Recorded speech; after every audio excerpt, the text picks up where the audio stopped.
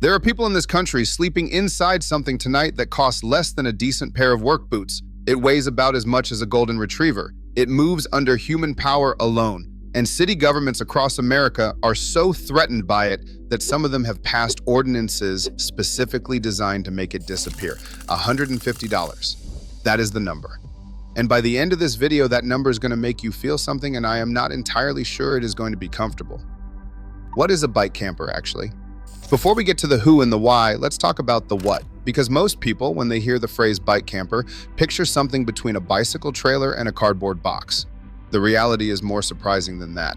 A bike camper, in the form that has spread most widely through homeless communities across the United States, is a lightweight enclosed shelter mounted on a single or double axle trailer frame designed to be towed behind a standard bicycle. The most common versions measure somewhere between 4 feet wide and 8 feet long, roughly the footprint of a twin mattress with a little extra room at your feet. The interior height in a well-built unit runs about 3.5 to 4 feet, enough to sit upright, not enough to stand, which sounds like a deal breaker until you remember that the alternative is a tent with no floor, no lock, and no protection against the person who walks past at 2 in the morning and decides your belongings look interesting. The frame is typically welded steel conduit or square tubing. The walls are most commonly a combination of corrugated plastic sheeting, layered over a thin wooden frame, sometimes reinforced with foam board insulation. The roof is usually corrugated metal or heavy-duty plastic angled to shed rain. The door, and this is the part people always underestimate, locks. From the inside, a real lock.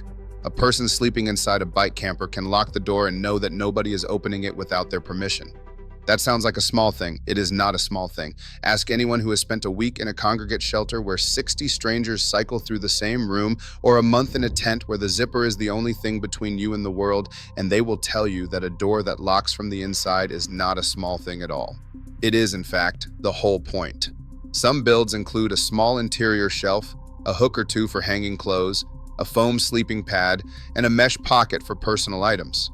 The more advanced versions add a small solar-charged LED light strip, a USB charging port run off a battery bank, and ventilation panels cut into the upper walls with mesh screens to keep insects out. A few builders have figured out how to integrate a small rain catchment channel along the roof line, connected to a collapsible water container mounted to the trailer frame. At its most basic, it is $150 in materials.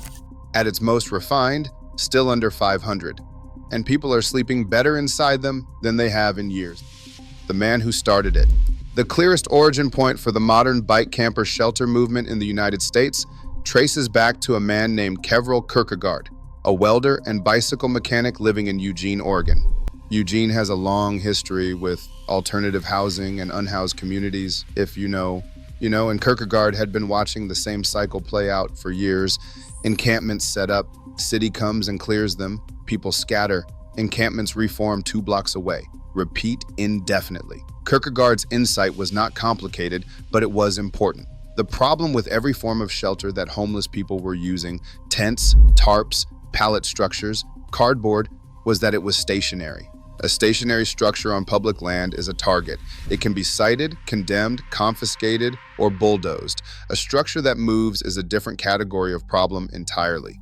He had been building bike trailers for years. Cargo trailers, kid trailers, trailers for hauling tools between job sites. And one afternoon, the two ideas collided. What if the trailer was also the shelter? What if instead of hauling your tent to the next location and setting it up again from scratch, you just rode your shelter to the next location and it was already set up? What if the act of moving did not cost you your home? The first prototype was rough. Kierkegaard himself says it looked like something a very ambitious 12-year-old built for a school project. Steel conduit frame, plywood walls, a metal roof that drummed like a snare during rain, a door made from a repurposed cabinet panel with a basic cam lock. It weighed close to 90 pounds, which made it genuinely challenging to tow uphill, which is perhaps the single greatest understatement in the history of low-cost shelter design. Uphill. In Eugene, with 90 pounds behind you. Godspeed. But it worked. He gave it to a man named Gerald, who had been living in a tent near the Willamette River for 2.5 years. Gerald's tent had been confiscated 4 times, He had lost nearly everything he owned in those 4 sweeps: clothes, documents, medications, photographs. He had started sleeping with his most important documents in a waterproof bag tied to his body because it was the only way to guarantee they would still be there in the morning. Gerald slept in the bike camper for the first time on a Tuesday night in the fall of 2017. He later told Kierkegaard that it was the first night in over 2 years that he had not been woken up by fear. Not by the cold, not by a noise outside, not by someone pulling at his tent, just slept. All the way through. He cried a little when he said it, and Kierkegaard has mentioned in interviews that he did too, and honestly good. Some things deserve a few tears. Word spread the way word spreads in unhoused communities, fast, informal, and completely off the radar of anyone writing policy papers about homelessness. By 2019, Kierkegaard had built and distributed over 40 units across Oregon. By 2021, builders in Portland, Seattle, Denver, and Tucson were constructing their own versions based on photographs and hand-sketched diagrams passed between outreach workers and shelter volunteers. No patent, no trademark, no licensing fee, just the idea, moving person to person, city to city, the way good ideas sometimes do when nobody is trying to make money off them. What it's actually like to live inside one now. What is it actually like to live inside one of these things? Not the brochure version, the real version. Morning starts before you want it to. The ventilation panels that keep the air breathable at night also let in sound, and city sounds do not observe anyone's sleep schedule. Garbage trucks, traffic. The guide to encampment spots over who has decided 6:45 in the morning is an appropriate time for a full-volume phone conversation. You are awake. The interior is roughly the size of a walk-in closet that someone then removed the walk-in from. If you are under 5'10", you can sit upright comfortably. If you are taller than that, you learn to hunch with the practiced ease of someone who has been doing it for weeks and has stopped noticing. Your sleeping pad takes up most of the floor. Your bag, your shoes, your clothes, everything that is not on your body while you sleep is organized around you with the kind of precision that people who have never lost everything simply do not understand. There is a particular type of organization that comes from living in a space this small.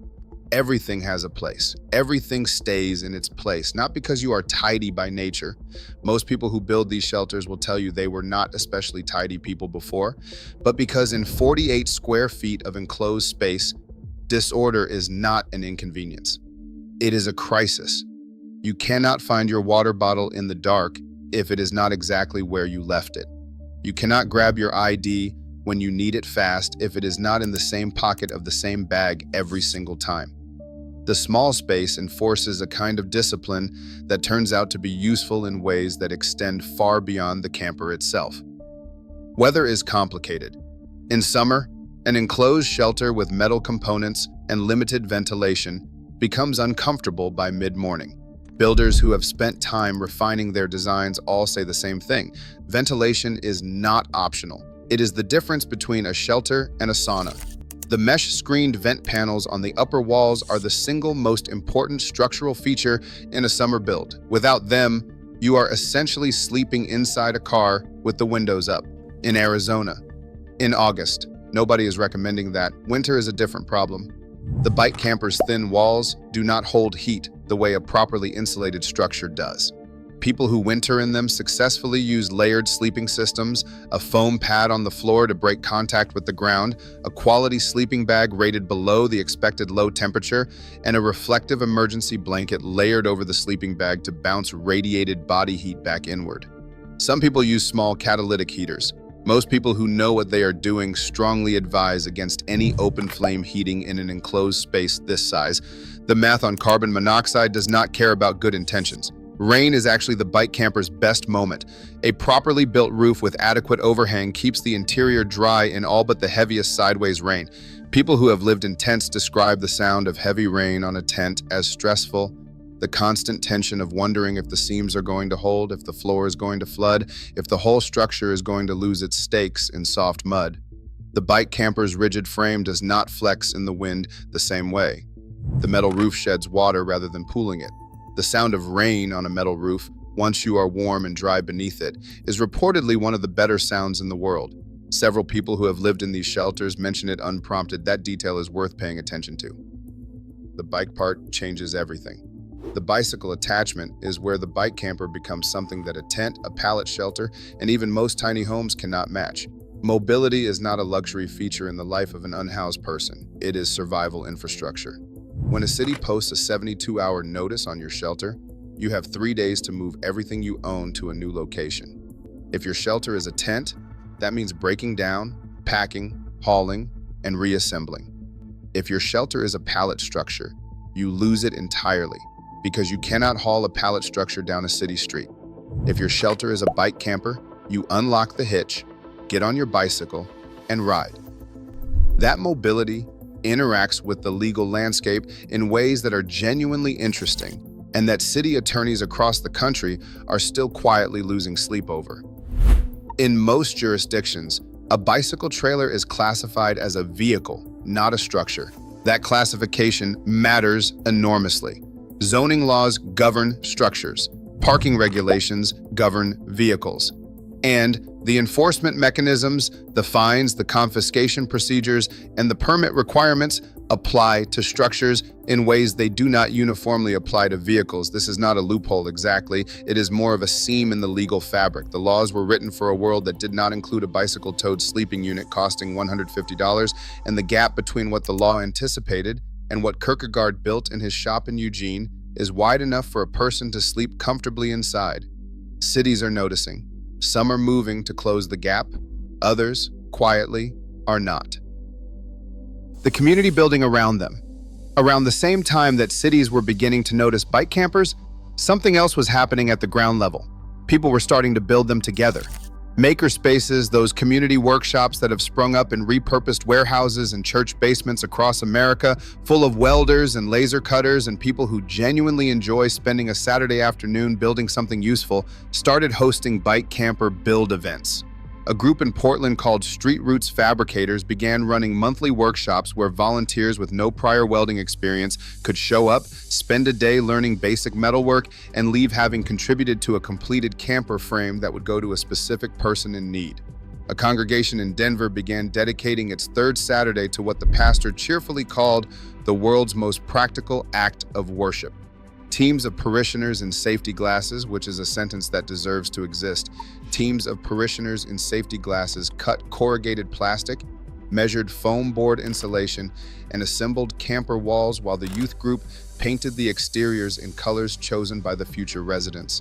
Bright green, deep blue, a shade of orange that one volunteer described as aggressively cheerful, which honestly seems like exactly the right energy for a shelter that costs $150 and moves under human power. Church groups and makerspaces, it turns out, are a remarkable combination. The church provides volunteers, community connection, and the kind of stubborn optimism that keeps people showing up on cold Saturday mornings. The makerspace provides tools, technical knowledge, and the kind of person who sees a design problem and physically cannot stop themselves from trying to solve it. Together, they have produced bike campers in numbers that no individual builder could have managed alone. Outreach workers started incorporating bike camper delivery into their rounds. A social worker in Tucson described loading 3 finished campers onto a flatbed every other Friday and delivering them to individuals she had been trying to connect with for months. People too wary of the shelter system to come inside, but willing to accept something that looked, felt, and functioned like a home they controlled. She said the campers opened conversations that nothing else had. Hard to argue with that. Where cities stand and why that's complicated. Let's talk about where cities officially stand. And I want to be fair here because this is genuinely complicated. And the cheap answer, government's bad, volunteers good, story over, leaves out things that matter. Most American cities operate under zoning and public space ordinances that were written decades before anyone imagined a movable microshelter attached to a bicycle. Those laws were written for a different era, and they were not designed to handle the scale of what is happening on American streets right now. When bike campers started appearing in significant numbers, city officials faced a choice that had no clean answer. On one hand, ignoring them entirely creates precedent and practical problems. Questions of sanitation, waste management, parking in pedestrian zones, safety in high-traffic areas. These are not invented concerns, they are real management questions. On the other hand, actively confiscating or banning bike campers from people who have no alternative creates a different set of problems, moral and legal and increasingly political. After the Supreme Court's 2024 ruling in Grants Pass versus Johnson made it legal for cities to criminalize outdoor sleeping even when no shelter beds are available, the political optics of also confiscating the one dry private mobile shelter a person owns became, let's say, delicate. Several cities have landed on a policy of selective non-enforcement. They are not endorsing bike campers. They are not providing designated parking for them. They are simply sending their code enforcement officers in other directions on the days when the bike campers happen to be present. It is not a solution. It is an exhausted shrug from underfunded municipal offices trying to manage an impossible situation with inadequate tools. A few cities, Eugene among them, perhaps unsurprisingly, have moved toward designated overnight areas where wheeled shelters, including bike campers, can legally park. These are not glamorous. They are parking lots with porta potties and a water spigot and a security check-in, but they are legal. And legal, for the person who has had their shelter confiscated 4 times in 2 years, is not nothing. Legal is enormous. The numbers that should embarrass everyone. Here is the number comparison that should bother everybody, regardless of where you stand politically. A single supportive housing unit in Los Angeles, $600,000. Average construction cost, 1 unit. A bed in a city-run emergency shelter in San Francisco, $67,000 per person per year in operating costs. Not construction, operations, every year. A professionally manufactured tiny home shelter unit, the kind deployed in the California National Guard Initiative, announced in 2024, approximately $13,000 per unit, not including site preparation, utility hookups, or staffing. A bike camper, materials only, self-built, $150. A bike camper, materials only, volunteer built with better components, $300 to $500. Now, those numbers are not all measuring the same thing. A $600,000 supportive housing unit comes with case management and mental health services and permanence that a bike camper does not provide. Comparing them one-to-one is not entirely honest. But here is what is honest. Tonight, while the supportive housing unit exists as a line item in a city budget and a projected completion date of 2028, there is a person sleeping dry and warm and locked inside a bike camper that a volunteer built in 8 hours on a Saturday. Tonight. Not in 2028, tonight. And that comparison, the one between the theoretical future and the actual present, is the one that matters most to the person inside it, the people inside them. Let me tell you about a few of those people. A Navy veteran named Darnell spent 11 years in the service and came home to find that the skills he had built in logistics, equipment maintenance, and disciplined routine did not translate the way he thought they would into civilian employment. He bounced through transitional housing programs for 2 years. Each one had rules he understood the purpose of and chafed against anyway, because 11 years of being told exactly where to be and when does not make a person want more of the same. He eventually stopped going to the programs. A volunteer with a church outreach group in Tacoma gave him a bike camper. He has been in it for 14 months. He says it is the first space in 3 years that has felt like his. He keeps his discharge papers in a waterproof sleeve mounted to the interior wall. He rides 7 miles to a part-time warehouse job 3 days a week. He is saving for a security deposit. He has a plan. A woman named Rosario lost her apartment in Phoenix when her landlord sold the building to a developer and tripled the rent in the new lease. She had 2 weeks to find something else. She found nothing. She lived in her car for 4 months until the transmission failed and the car became immovable and was eventually towed. She was referred to a bike camper program by a food pantry volunteer. The camper she received had been built by a high school robotics club. She has since learned to do basic repairs on the frame herself. She says the camper gave her back something she had not realized she had lost. She says she had stopped making plans. The camper made her start making plans again. A man named Victor built his own after watching a YouTube tutorial someone had filmed at a makerspace in Sacramento. He had been living in a tent for 8 months. He had no welding experience. He borrowed tools from a neighbor, bought materials from a hardware store over 3 separate weekends as money became available, and completed his camper in about 6 weeks of evenings and weekends. He painted it black with yellow trim because, he said, it felt fast. It weighs 73 pounds. He has named it. He will not say what the name is, which is entirely his right and also very funny. The honest limitations. This script would be doing you a disservice if it ended without saying the hard part out loud. A bike camper is not a home, it is a shelter. The distinction matters. There is no plumbing. Bathroom access is whatever is available. A public restroom, a fast food restaurant, a portable toilet at a designated site.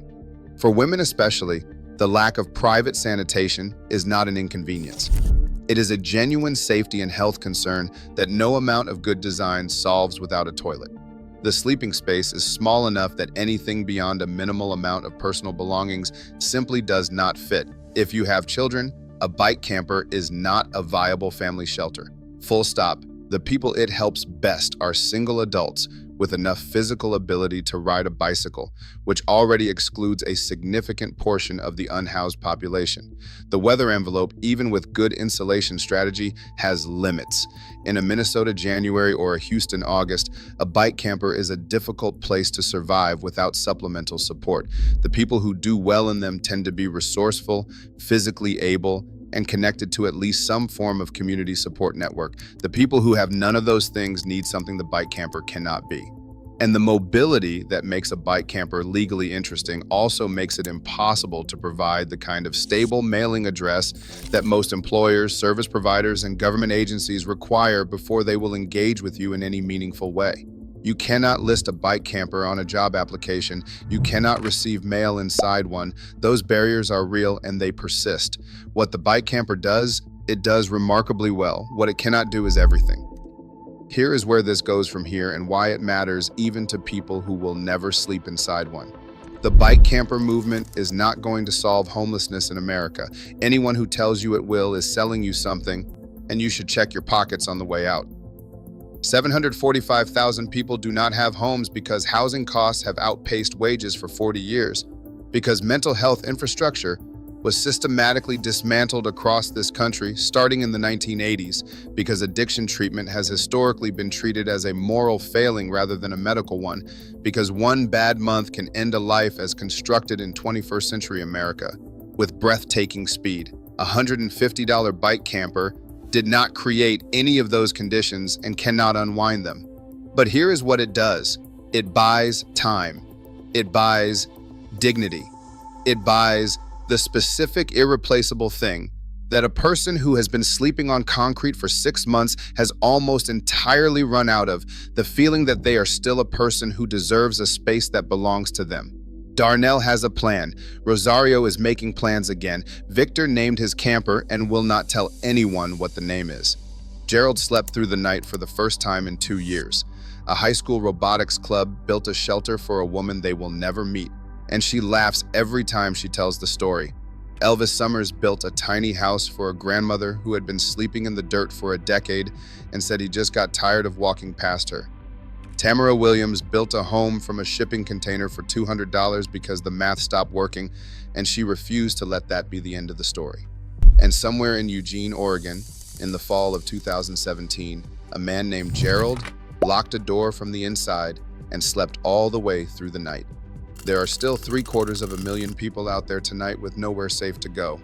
And somewhere in that number, there is a person on a bicycle towing $150 of conduit and corrugated plastic and a door that locks, riding toward the next legal space to park, and the next morning, and the next plan. The tiniest house in this entire movement weighs 73 pounds and fits in a bike lane. And it still changes everything for the person inside it. If this video made you think differently about what a home actually is, hit subscribe. I cover stories like this every week, the kind that happen 3 feet off the ground and 100 miles from the nearest press conference. Click the video on screen right now. What I covered there connects directly to everything you just heard. I will see you in that one.